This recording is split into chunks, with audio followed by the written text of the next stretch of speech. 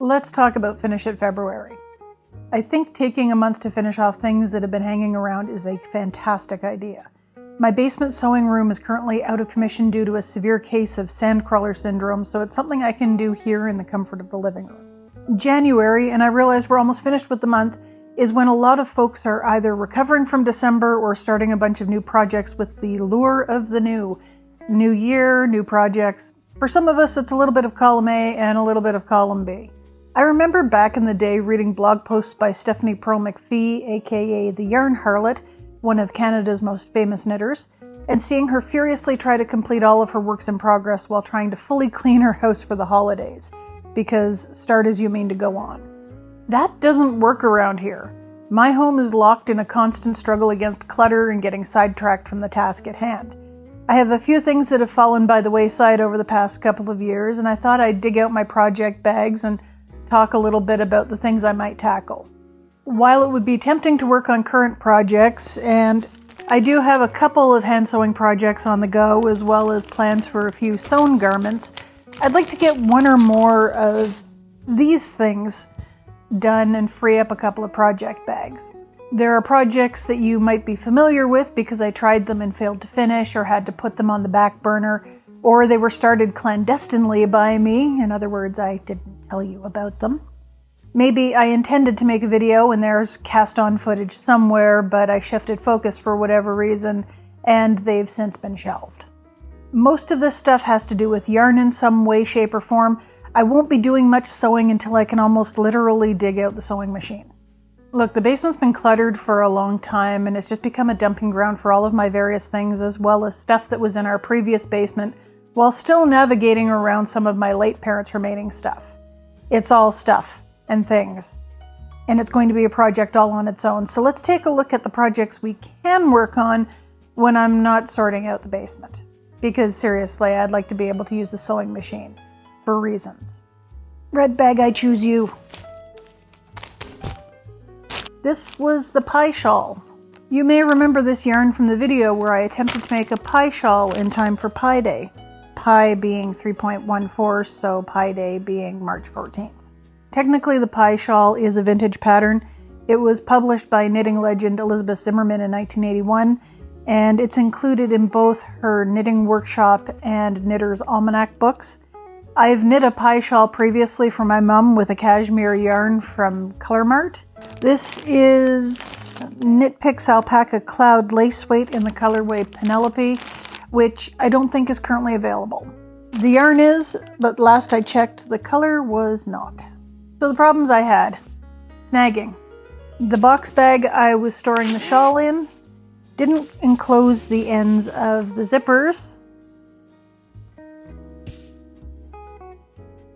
so it would pull when I'd take the shawl out of the bag. Also poor gauge. A shawl like this doesn't need to be knit on small gauge needles. You have to hit that sweet spot where the lace pops, but the rest of the stitches are neither too loose nor too tight. I knit the original shawl at a small gauge, so it needs larger needles. And also the join failed when I attached a second skein of yarn. That is never a good sign. I frogged it back and then I restarted it, and then I got busy. Stuff happened that made it difficult to concentrate on lace. The lace pattern isn't difficult to remember if you have the time to devote to it, but I had other things on my mind at the time, so it's been sitting unfinished ever since. I'd like to get it done this year, if not during February, then possibly over the summer, because this will probably be a project that takes a bit of time.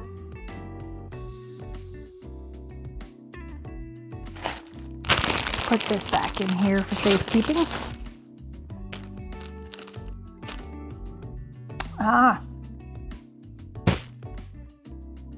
I started this one without you.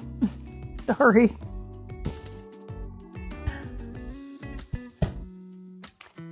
So, a bit of a backstory. My most successful videos are crafting videos. At least 4 out of 5. 2 of those, the 2 most successful, are antique crafting videos. For all I know, they were the projects that brought you to this channel. Hi. The Victorian Shetland scarf and the Edwardian Royal Society purse. Both of those projects had a serious bump in views in early 2023, when the channel Just Vintage Crochet took off, and it had me and a couple of my peers wondering if there was any way that we could piggyback on it after all our videos were already being pushed. As Ms. Banner and her clique used to say, a rising tide carries all ships. I'm in Canada, and the videos aren't exactly viral, so we'll say that this rising tide floated my canoe. Fishing boat, if we're being generous. I went through a bunch of antique books and publications available online to find interesting projects that I printed and turned into a book. I planned to call it Cozy Mystery Crafting or something similar and make it a recurring feature on the channel, maybe monthly. The biggest problem with this was forgetting the things I'd put in the book. I had washi taped over the names and numbered each pattern. I was going to draw a number, much like Just Vintage Crochet, and the pattern would be a mystery to both you and me. It doesn't work so well when you're the one collating the patterns and making the book. It's too easy to remember what everything is. Corinne, sorry if I'm mispronouncing her name, apparently has her son choose and disguise patterns, which, as far as I can guess, means he's engaged with the idea of choosing patterns and possibly has some knowledge of crochet. I love the husbeast, but he has neither the time nor the inclination to collate patterns, and it's not something I'd ask one of my friends to do because it's actual work. This is my harebrained scheme. I'm the one who gets to follow through on it. Plus, the format really isn't my jam.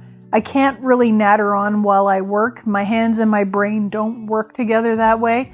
I can kind of do it when I'm live streaming in a social way, you know, the way that you participate in a conversation when you're knitting a sock at the pub. My mind really blanks when I'm on my own with a camera, or trying to craft and read a script at the same time, because scripts are essentially me just putting some structure to my thoughts. They keep me on topic, otherwise I will sidetrack like it's nobody's business. Or just sit there going, because I just don't talk while I'm crafting. You will never know how many tangents I edit out of a script or video, and that's a good thing. In fact, all of this is scripted. Sorry to burst the bubble. Half the time I feel like I'm writing a lecture, and half the time it feels like I'm not being genuine, but really it's just me trying to get all of my thoughts in line. So I put the Cozy Mystery Craft project aside, and I figured I'd wheel back around to it later when I had the time to make the items my way, which is usually knowing what the project is, but not what it's going to look like, or conversely, knowing what it looks like, but tracking down how it goes together. So in this case, I have a book full of projects, so I know how they go together. I just don't know exactly how they'll look when they're made. And I'd like to make them properly. I think I culled out any tatting patterns where the thread was thinner than, say, a size 20 or 30, because while size 20 is a pretty good challenge, I find size 40 is kind of difficult to use. I'd probably have to drag out my magnifying lamp and keep a fine needle on hand to pick out any mistakes. My sister-in-law gave me size 80 for tatting and crochet, and I don't know if I'm ever going to be able to work my way up to it. I'd be sunk if I had to pick anything out. So to sum it up, I tried to make the projects achievable. So now I also need to be able to give them context, because I find that's where my video style comes in handy. I like to contextualize the mystery crafts that I pursue. At any rate, that's the backstory. This project is a crocheted cotton work bag, and it's one of the things that made it very apparent I was never going to truly forget what I was making, because this has a diagram with the layout for the bag lining and interior pockets. When I realized I didn't have the brain for the pie shawl, this is what I worked on. And it was while my late father was in palliative care, so I wanted something that would keep my hands busy if he was sleeping, but could be put down if he needed help. The pie shawl was definitely not that project, and it was the end of summer, so it was too hot for blankets or worsted acrylic granny squares. But I got a good chunk of this bag sussed out and made. So I'd like to finish the bag. It sounds pretty easy. I'd bought 2 different colors of thread in the necessary size so I could remake the project later on camera. Lighter colors tend to be a bit more visible on video, so I might do that one too. It depends on how long it takes to work up and whether I like how it's going. We'll see about the lining when the sewing machine's dug out. We're going for the big one next. Once upon a time, I signed up with KnitPicks/We Crochet to become an affiliate, and they offered what's called yarn support. Basically the yarn you might require to make a project, and I jumped at the chance to get a sweater's worth at once.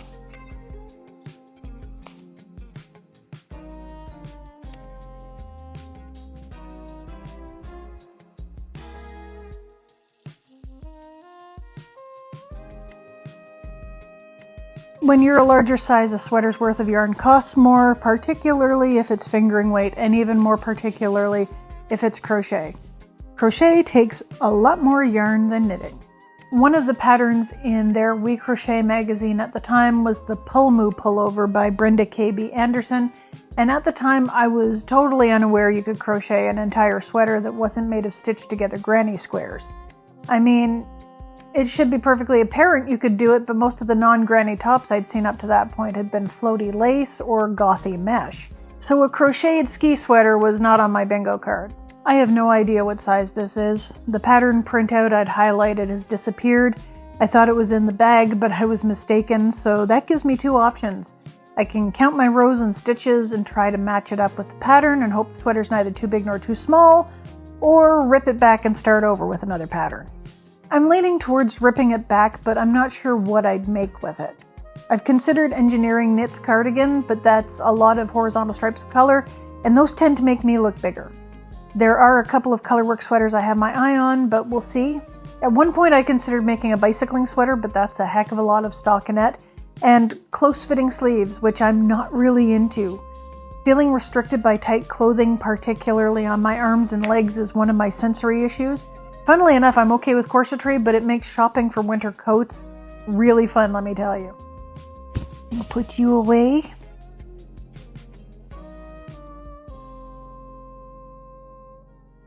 Lest anyone worry that, keeping these things in bags is just a pest problem waiting to happen. I've learned. The lavender sachet. And I have a feeling anything that I start working on is probably going to spend some time in timeout in the freezer. What's next? Haha! Now, I know the Edwardian caplet is more recent, relatively speaking, but I would like to get it finished up sooner rather than later, because there's a huge project I'll be working on in the background this year, and it's going to eat up all of my extra crafting time. I've already shared what it is with my patrons and channel members, and I'm thinking that I'll be giving them little updates as I go.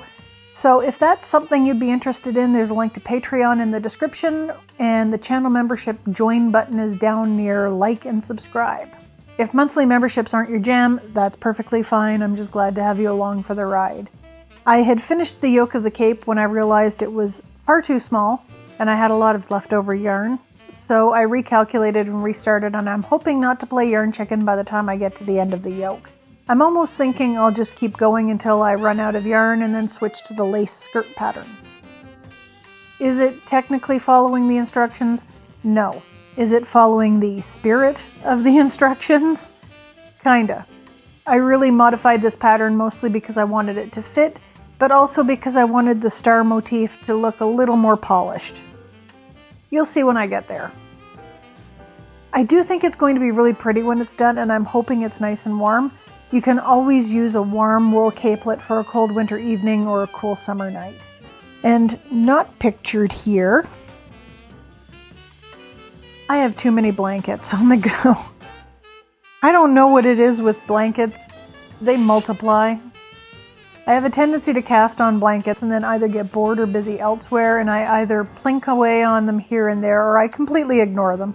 The ones I have a shot at actually getting some progress made on are my retro stripe sunburst granny square throw designed by Not a Crawl Crochet, and possibly a wavy granny blanket designed by Karen/Yarnspirations that I picked up in colors that the husbeast loves.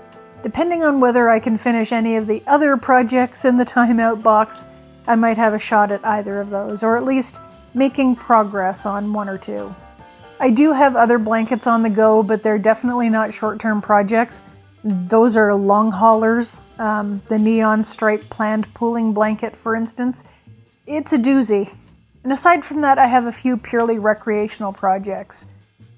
A couple of pairs of socks, and I believe a anxiety doily, for instance. Those are things I tend to take along with me when I need something to do with my hands, so I'm not too worried about finishing those up. I also have an embroidered butterfly that I've been plinking away on for the past few months that I should get done. And just started a cozy cross stitch of a raven knitting. It doesn't look like a raven, but it is a raven, and it's knitting. I'm really into thread and floss embroidery cross stitch adjacent projects right now for some weird reason. So let me know what you'd like me to work on in the comments, and we'll see what I get up to for Finish It February. Heck, let me know what you'll be working on, because I'm always looking for more reasons to procrastinate.